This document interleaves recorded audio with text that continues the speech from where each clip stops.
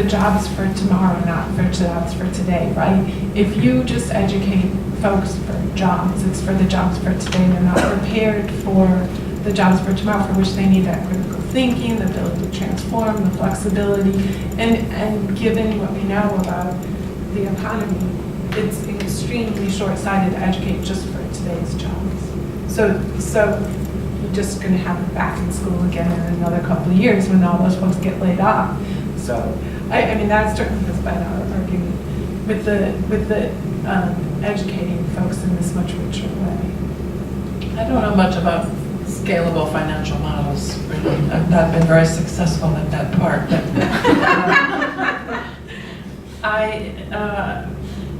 I was at another university a couple weeks ago, and that institution, which has certificates, bachelor's, master's, and doctorates, as an institution, has committed itself to transformative learning as its mission. So that institution is committed to having transformative learning be scalable. And when at my day-long session, the president was there, the vice president, the chief financial officer, academic advising, faculty. It was that whole stream of people who are responsible for student success and student learning. I don't know if that's what it takes, and I don't know how many places that's possible, but I was really heartened to see that example. Terrific.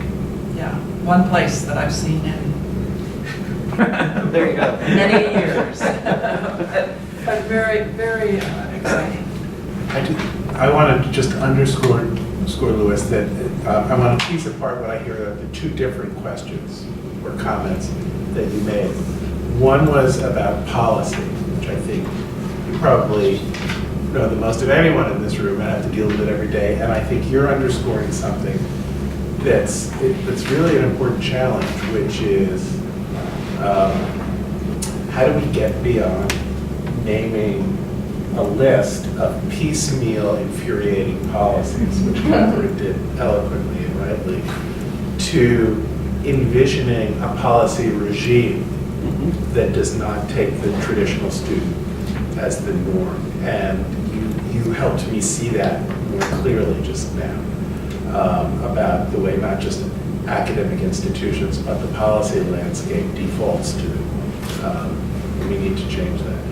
And that, I would say, is different from the second question, which I heard as a strategy discourse question. How do we tell the story so that it starts from the current dominant discourse, which is an honorable one, about the need for economic security, but ties it, he says, there is no such thing as education for work in the longer run, which doesn't also do these other things, which is what Michelle was starting to open up. And I think we need to think in a big global way about both the policy and that discourse question. How do we talk about automation, and what it's doing to the division of labor and job availability in ways that doesn't just paralyze higher ed, but talks about what is our mission to create a human landscape. Did you want to jump in on this? I just want to follow up on the question and maybe ask a question back. So when you're asking about a financial model, like what is it that you have in mind? Like what's the challenge there, or what's the need there? So the way we do Title IV financial aid right now is based on the idea of a fall semester and a spring semester. We added summer Pell, and you were able to do that only because you called it something like summer Pell, so that way people can still understand that, oh, we're still investing money in the fall semester and in the spring semester, terms which don't really mean a lot to adult students. And we're still, so we've structured a way that we pay as a society, and then colleges, the built infrastructure of delivery builds itself around that. And, are there better ways, just to throw out ideas that I've written about before, like do you use the tax code? Do you use Section 120? Is Section 127, which is about employer reimbursement of is that a better place to begin? Do you fix that to serve a broader, the 36 million, instead of trying to fix Title IV? Because Title IV can't be fixed to deliver for this. I don't know. But I've been doing it long enough now to wonder if tinkering around Title IV, I don't know if it's going to get us to a model of financing education for the way that adult learners tend to learn over time when they take, not just 2 months to finish a project. And because that sets up a whole different structure of time that doesn't fit the Carnegie unit, which Title IV is built on the Carnegie unit. Yeah. And it's not, I just offer it because when I was saying to Adam earlier, like coming to a session for this for me is like reclaiming my soul, right? What I hear here is what I do not hear in DC about this amazing population of students, right? I hear creativity, I hear commitment, I hear passion, and we have to find a way to translate that into a way that can help us with policy. I'm so curious about this, about the policy world, because non-traditional students are not new. Adult learners are not new. The commissions and reports and the Club of Rome and all these major studies and commissions that came out in the early 70s have not seemed to have had much impact on federal policy. And I'm wondering if they did at one time and we lost ground. What's your take on that? The simplest reason is that there's no articulate constituency, right? So there's a whole middle class that supports the college going of 18-year-olds, right? Unionization for a while. Unions were an organizing force that could be a voice for adults that might choose to produce. There is not really an organized constituency that federal level. I worked at the state level for 15 years before I did federal policy, and even at the state level, it's largely a workforce issue there. And so, middle-class parents that want their kids, their 18-year-old, to go to college, make sure Pell is there. They make sure student loans are available, and they tell their congressman. That's a key issue. Other issues are that we haven't gathered, there hasn't been good data. At the federal level anyway, there's not really good data. We'll have better data soon. IPEDS is now tracking part-time students and non-first-time, non-full-time students. They hadn't done that, right? Yeah. So for the lens of the federal government, this student body didn't really even exist, because when the Congress makes policy, they turn to GAO and CBO looks at IPEDS. If IPEDS wasn't counting them, then you can't make policy based on this type of student. Those are the two big ones, though. It's that there's no constituency, organized constituency, that, the DC-based organizations, UPSEA, continuing ed, right? Kale is based here, Yeah. but the times that, so I worked with Kale about 5 years ago trying to get Title IV money to pay for portfolio assessment. People have no idea. Like you go up to talk to staff on the Hill, they have no idea what you're smoking before you walk in the room, right? They're just like, what the hell are you talking about? Yeah. Right? So anyway, I'll stop, but the political constituency matters. Without it, there's no voice that's showing up all the time saying this is important and this matters. And then the data that make these students visible. The some college no degree students, IPEDS couldn't have produced that data. The National Student Clearinghouse produced that data, as more states have looked at them. And the reason I ask about financial model is because I spend a lot of time talking to schools about why they're pursuing adult students and why they pay marketing companies and enrollment management firms to find them. And what we're all talking about here today is not what they say. What they hire the marketing firms to help them find the students because they're looking for a cash cow. Exactly. And I don't think that's a recipe for serving the students well, actually. Anyway, thank you for listening. Just on that note, George Mason is conflating online with adult. Yeah, Which, a lot of you know, schools are. and our students tell us they don't want online. I'm almost a one. But it's, yeah, that conflation of online is adult. It's like, not so much. So, sorry. No, it's infuriating. Did you have? I had some loose ends I wanted to just surface that it came out of everybody, but most recently Lewis.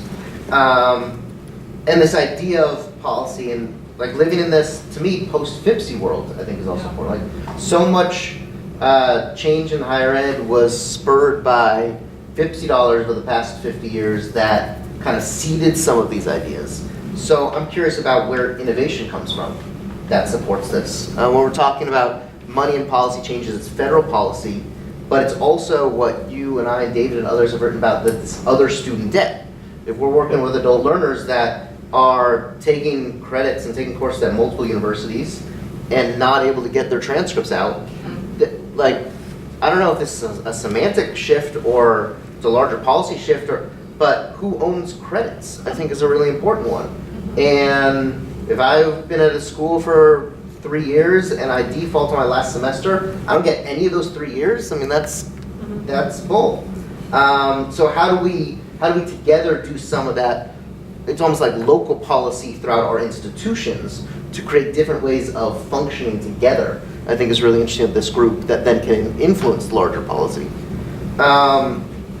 And then, to me, it's like, what does policy look like that's built on supporting failure and experimentation, rather than assuming whether they want to call it traditional success or the traditional student. And one of the things that distinguishes this group speaks to what David was saying about scale, is that we're thinking about scale differently. Yep. And I just want to get clearer and clearer over these next days about that language, about how we want to define these terms, like policy and like scale, and how we want to own them as a collective. And the one other thing I think I want to put maybe to this group, or maybe it's just over these next days, is that first question's about the aha moment, and I loved everyone's answers there. And when I think about the past decade of College of Mountain, I was as much influenced by the amazing graduation when families are up there and the raising the roof, as you're saying, David, as I am about the, what I'm going to call like, oh no moments. Like when someone told me that College of Mountain shouldn't exist because those students don't deserve a degree. Like that motivates me as much as anything else. And so I guess I'm curious also in those oh no moments of what we're trying to challenge and push against, not just what we want to celebrate. And that's the failure stuff that I think we're all talking about. I think can I take Please, that? So Adam, you just, you added something to the kind of strategy, what do we do, how do we make change conversation, if I heard you right. What you added was a middle level scale that is larger than changing an institution the way Catherine was consulting that institution, all good, and utter systemic change, which is what Lewis was talking about. And I think it's really helpful to be reminded that change happens at different scales, like the National Student Clearinghouse, which is a non-governmental systemic data gatherer. It doesn't have every college's data, but it has pretty damn near all of them, and that's a game changer because it helps, it let us know that there were 36 million some college no degree folks. And then at a smaller scale from that, there are large academic consortia, AAC&U advocating for liberal education, the competency-based network that DePaul's been involved with. I think what we need to figure out is what a kind of guerrilla group of 20 programs and institutions who have the advantage of actually being the best performing institutions in this space, not just in terms of ethical and great teaching and learning, but in terms of completion rates that typically go beyond what the more famous adult online completion program. So we have some real assets at a scale that's collective but kind of compact. And what can we do with that? What could we model students owning their own credits and getting the institutions that our students come from and go to release transcripts even when there's small amounts of institutional debt. So I think these last 20 minutes are interesting because they're starting to get us to think strategically about what we could do together. I think I like to think of the distributed network approach. Other questions? We've been having this conversation for a while. So those of you who are newer, questions, things that, let me just open it up a little bit more. I know we did the survey, but things you want to make sure that we kind of get to in the next couple of days that you want to make sure we talk to.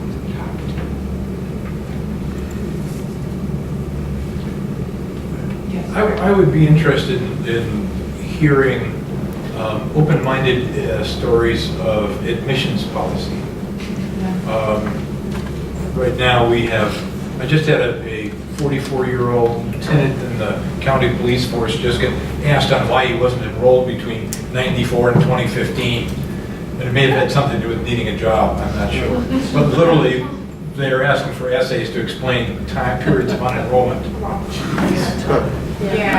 And that's an attitude on an admissions part. Yeah. But it's like, okay, but so I'd like to hear some people who have some open-minded admissions departments that can oversee, because there is no educational or academic basis to ask somebody why they weren't enrolled. It's an economic reason or other. Yeah. Anyway, so that's what I'd like to hear from you. Yeah. I don't think that's necessarily admissions. I think that's a financial aid.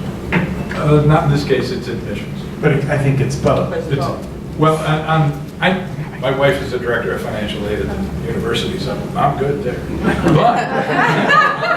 But it's the admissions, and it's specific. I mean, they're asking real. So I think that's where your institution has to get together, where we were already talking about having the persons involved, the administrative team. At our institution, I have everybody in a meeting with me when I have an issue with my adult learners, and I bring up the issue. We have our own admissions policies for our even and online students, and I created it so we can alleviate a lot of the barriers that adult learners have for enrollment period. So you have to bring in those because they're the ones that make it happen. And we are a small private institution, so we're able to make changes a lot quicker than public institutions. But you have to go to the top. Right. You have to go to the top. I fully understood. I couldn't get our administrative building, somebody there to return an email to me, let alone have a meeting with them. Which is a problem, which means we need to turn the table on them, because if it was a student and a student wasn't emailing them, Exactly. then all, excuse me, I hell follow will you. break loose. I follow you. No, there's a serious cultural issue Correct. with the institute. I mean, we have 5,000 students over 25 years old as undergrads. Wow. Okay, and so, but we're the only official adult degree completion program. So you And need to so- show them do they see your numbers real time and Oh. what revenue is being brought in as a result? It's Because I know a, most are revenue driven, unlike those of us that are here. it's a we are complicated political issue because of the size of the university. Mhm. But literally, we're getting pushback from admissions on individual students because we do our own prospecting, we do our own information sessions, we tell them when to apply after we've reviewed all their transcripts. So we know these people. And then admissions will come in because we can see we use Banner, so we can see when admissions has added comments like academically dismissed in 1985. Ooh. And so somebody who just retired from Lockheed Martin is mid-level HR. And so things like that, what we're seeing, admissions is trying to play gotcha on students, asking for essays and resumes, looking for reasons to exclude them. And so we have an institutional issue, so I'd like to see what other admissions policies look like that don't create this culture. I guess. Yeah, so just on that note, you use the language, David, of policy regime, and there needs to be a shift in that. So I'd like to hear us talk more about what it would mean in practice, institutionally. Yeah. And I think there's enough of us here that are aware, there's certain institutional, I don't know if there's goals or objectives or priorities that often come into conflict, with what you're talking about. So I think that's on the commons at the parking lot. In other words, a theme that's simmering that we need to come back to. Yeah, that's what I'm gathering right now. Adrian? Mine may be more or less relevant as well, but to the degree that we're here as undergraduate and some of us with graduate programs, supports become even more scarce when you become a graduate student, and it does not mean that your needs go down. And there are increasingly these angel funds for undergrads, and what we're finding is that there is nothing for our grad students. And so it's not as if that transformational experience ends after you have the BA and now you're done and you're fully formed. And so to the degree that you want to continue to learn and grow, so just, and it speaks to, the whole Pell grant, all of that, TRIO, Pell, what else goes away and yet doesn't if you really want an education. I think that's it. You're raising an issue that we're, at least speaking for me, I'm only just beginning to start thinking. So I'm listening to you and start trying to catalog and map where the issues are. I mean, I can speak specifically. I have a student who has started this fall and is currently living in a homeless shelter. And she went to the emergency support program at our university and was told, we have funds for undergrads. And they don't have many funds, so that it's not, there's a point at which I don't mean to point a finger in a negative way, but I'm pointing it more to say a systemic issue is going back to sort of what you were raising. Did you have your I'm certainly very interested in furthering that discussion on grad programs because of how the current situation that I'm situated in is in a college that is forming into primarily a graduate college, and that's the vast majority of students that we will be serving, and making sure that not all of the resources leave with the undergraduate program that our undergraduate college comes to be. But at the last institute last year, one of the things that we started was a discussion of defining quality and owning quality, and I think that would, it's hard to answer your question around admissions without facing the issue of selectivity and reputation, because I think, the reasons, there's probably multiple reasons, but one of the reasons behind why the admissions team is being so careful or nitpicky or challenging or difficult in this situation is, how is this going to affect our rankings, right? And so we started a conversation about what is quality, and David mentioned a little bit about how successful some of our programs are, but defining what we mean by success, agreeing on that as a collaborative, and then getting the word out about how we define success for non-traditional students, so that can become an accepted value that regardless of what institution you're at, depending on the demographic of students you're serving, or depending on the students you're focused on, selectivity is not the only thing. That it has to do with these other categories of success. So I'd like to see us continue that conversation and build on it. Right. And it's a more productive way probably than going straight into the additions, which is what you really want to do, right? Oh no. I think on the other side of this issue too is the, and again, I don't have a lot of experience really any in this area, but I know that occasionally in my role, I'm given information to sign off on a returning student who comes with one of those sorts of records, right? And in the conversations that I have with advisors, so this person these folks have already made it past admissions in some sense, and it's reached the D level.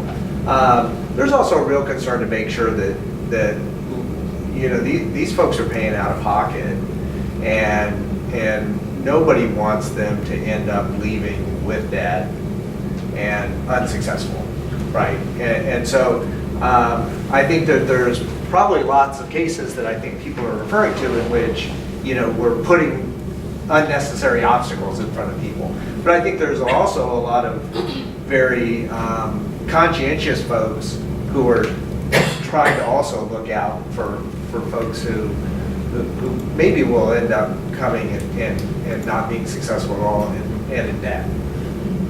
So, Yeah, thank you. just the other side. Yes. We seem to know a lot of the roadblocks. We know them in admissions, policy, curricula. We know the problems, don't we? I mean, we have enumerated them. We talked about language of a university saying we're going to be transformative, and yet still got to wait and see, right? What does that really mean? We understand that adult education is not just about age, that it affects traditional and non-traditional, it opens up our consciousness. One thing we know also is what I think you said, Michelle, somebody, that how many people in this room, there are a whole bunch more like us. We are not unique who are thinking like that. And they're right there in our institutions. And sometimes we live in silos. You spoke to it. It's more than just getting people together. But one of the things, I just saw the Charles White Museum and all that, and it reminded me of how we got to this table, right? And we did it by organizing. Old style organizing. In admissions, there's somebody who's concerned about that. Maybe 5 people. I'm telling you, it means that we can't sleep a lot. But I'm talking about old style organizing. I think that that's what you all did with this great college for the new maturity, right? Not the minority, the new majority. You organized us to come here. It is incumbent upon us to go to that policy meeting that this gentleman so well talked about, right? Because we have a policy that says if you don't have 90 credits, you can't come to Tacoma Evergreen. So I asked the provost about that, and she says, yeah, we need to change that. And yeah, we're going to change that, but I want to put a lot of work on the staff. I thought you were going to work on the staff. What? So that is something we need to bring staff and people together. I bet there are some, I hate to use the word revolutionary, but I'll use it, folks, minded people whose consciousness is where you are. Unless we get those folks together, we cannot change anything. We cannot live in these silos. We know the problem. And we can become more and more familiar with the problem as we have these kinds of meetings, right? I mean, I want to go home with hope. You know what I mean? I want to go home hearing this gentleman say that, my God, there are 5 people in admissions that probably would want to sit down and talk. Like, maybe you don't have to go to the meeting, but maybe. People don't realize sometimes of the possibilities. We have just enough time. So I can't remember who said this, starting now, right? And now it just seems slow fade and gone. Right now, I'm sorry. But policy has to change because we are here for systemic change, are we not? And for change in our local and national environments, right? We want to change this world. Right? How do we do that? Is because we're not unique. There's a whole bunch of guilders out there. There's a whole bunch of folks who are thinking the same thing about that, about policy. We have to get together with them. We have to sometimes stay up late at night to do this. I mean, this is it. I mean, just look in the kid's eye and figure that out. That's all I'm saying. So Gilda, Yeah, right. I think Gilda's taking us home for the evening, but I just want to elaborate on that just a little bit because I went through the surveys today and just kind of gathered for myself what I found. And you know, the easiest one was the hopes that people brought, because it was pretty common that folks wanted to connect, they wanted to share, and they wanted to learn from each other. People feel a little isolated, and they wanted to spend time learning and connecting with each other. The challenges, there were like 4 categories. We kind of cover most of them. You know, institutional challenges, the challenges students bring with them, systemic challenges, and the challenges of instruction. So that's a pretty neat package. The strengths, all over the place. So there's your hope. We got so many strengths, I can't even put it in nice little buckets. So, looking forward to seeing you all tomorrow, 9 a.m. at National Lewis. So not back here, but just down on Michigan Avenue. He's going to come to the 2nd floor to check in, and then we'll be on the 3rd floor. You know, I'd like to piggyback one more thought, which is just to note that this meeting, and especially with our new colleagues, is a sign of what Gildy was talking about. That 2 years ago, we had a small group of programs. Last year, Johnson C. Smith and National Lewis joined us. For some wonderful accidental reasons, our work got kind of publicized a bit, and suddenly there was all kinds of energy of people who were doing great work, who wanted to connect. So we are already in the middle of this organizing process, and we need to think by the end of the week, what's the next step, how do we go? Thank you very much. Have a lovely